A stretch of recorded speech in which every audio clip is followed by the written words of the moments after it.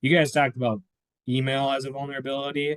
And so I guess I'm curious there. Is that like an entire program of like how to set up email security? Is that just a subset of like a vuln management program? Like, I don't know, walk me through that one.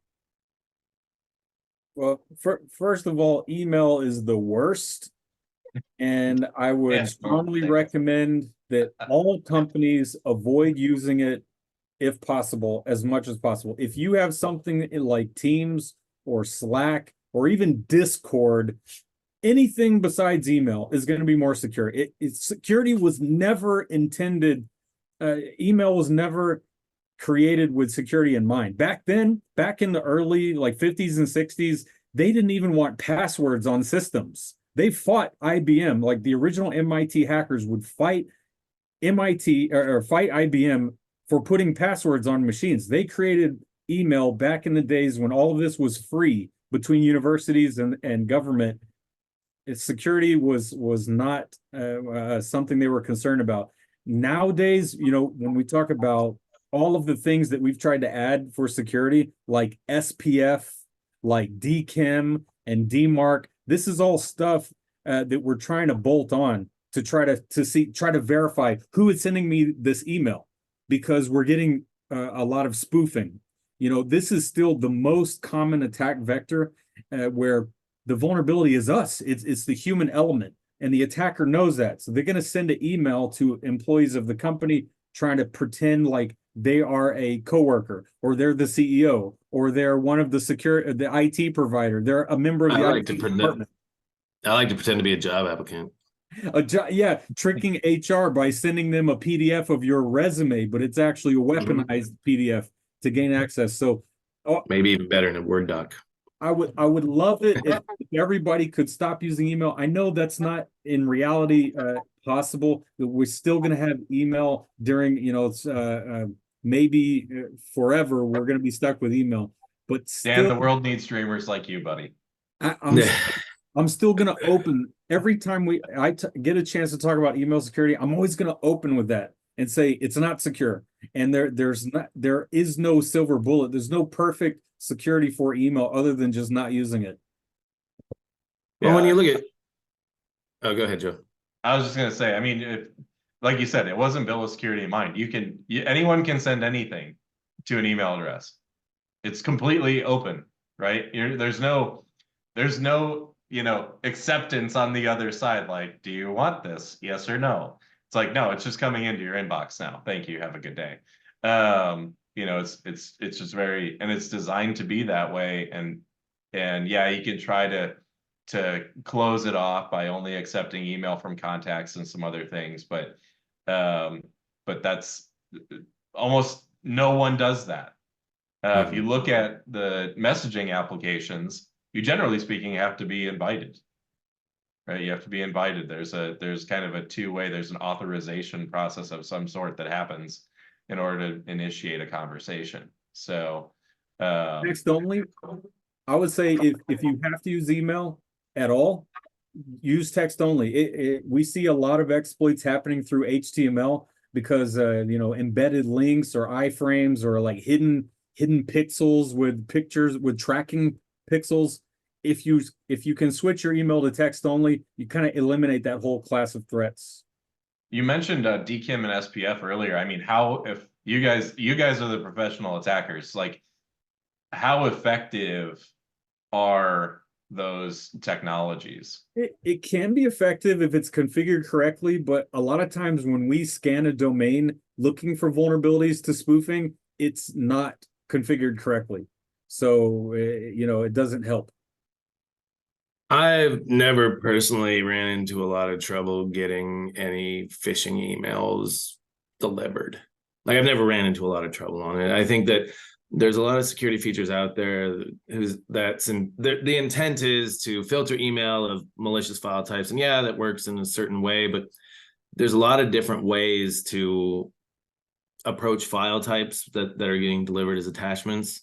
And in some cases, it's quite easy to mask the whole thing by maybe sending an encrypted zip file. There's no way, especially when you start using encryption, when the attackers are using encryption, it provides a layer of security for the attacker to deliver the mail quite often.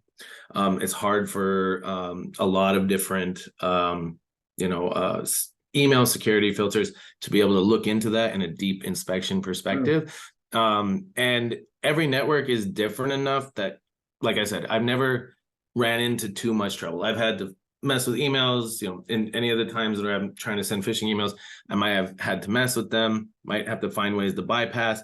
But if I can if there's a way for outsiders to send attachments to people, and I have something in mind that I'm trying to get out there, I've never been completely unsuccessful. I'll put it that way. So although there are other security features out there that exist, they're not.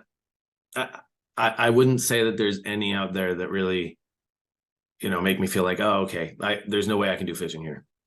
Because again, we can talk all day long that it comes down to the human factor and training, and I can get people to go around filters for me sometimes. I like what you said about encryption. It's a double-edged sword, because when you do full encryption, it's great for security and confidentiality, but then it's bad for any of your security systems that try to do like deep packet inspection or message content inspection. Now there's no visibility unless you're breaking the encryption. So that's I would rephrase that as, it's great for privacy and confidentiality. It's terrible for security.